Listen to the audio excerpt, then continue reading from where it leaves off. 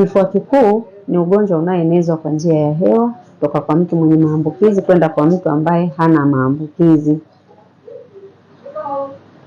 Na wakati mwingine kazi ya mtu anayofanya au mazingira anayoyaishi yanaweza yakasababisha au yakaleta riski kubwa ya mtu kupata kifua kikuu. Kwa mfano, watu wanaofanya kazi migodini, watu wanaofanya kazi kwenye mavumbi sana, kwenye viwanda, tuseme labda vya simenti, ni wako rahisi sana kupata kifua kikuu. Wanaofanya kazi kwenye moshi, sehemu za moshi zaidi, ni rahisi sana kupata kifua kikuu.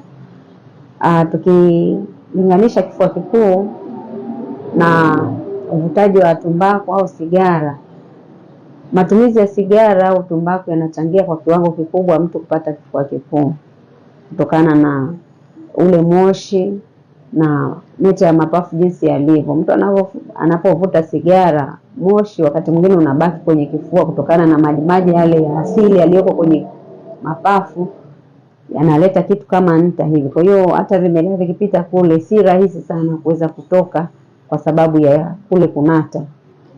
Na vile vile pia uvutaji wa sigara unasababisha magonjwa mengi, kwa mfano kansa, ugonjwa wa presha. Pia kwa sababu wagonjwa wavutaji wa sigara hawali vizuri, wakati mwingine hawana hamu ya kula sana. Kwa hiyo wakati mwingine wanaweza wakapata vidonda vya tumbo. Ushauri wangu kwa hawa watu ambao wanavuta sigara, ushauri wangu ni wajifunze kuacha. Isipokuwa pia kuna vitu ambavyo wanaweza wakatumia kidogo kidogo ili wakaweza kuacha hizo sigara. Kuna vipi maalum ambazo wanaweza wakatumia wakaweza kuacha, lakini hivi vitu pia na vyenyewe ni gharama, kwa hiyo vina kosti. Kwa hiyo ni vizuri mtu akajifunza kidogo kidogo kuacha kuliko kuongeza gharama ambayo haihitajiki katika maisha yake. Ni vizuri wakajifunza kuacha ili wakaweza kuepuka hizo gharama zisizokuwa na sababu za msingi.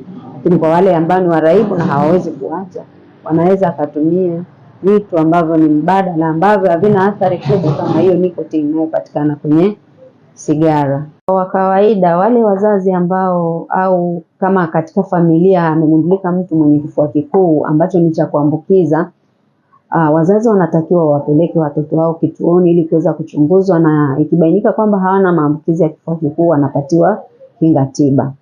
Kwa hiyo watatumia ile kinga tiba, itawaepusha. Lakini vile vile wanashauriwa waepushe watoto na misongamano isiyo ya lazima.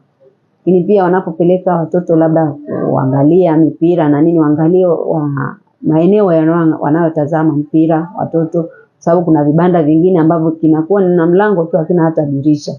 Kwa hiyo kama watu wanakohoa kule ni rahisi kuambukizana. Kwa hiyo pia wazazi waangalie watoto wao wanacheza maeneo gani, na kama ni mpira au michezo ile ya kwenye TV wanaangalia maeneo gani.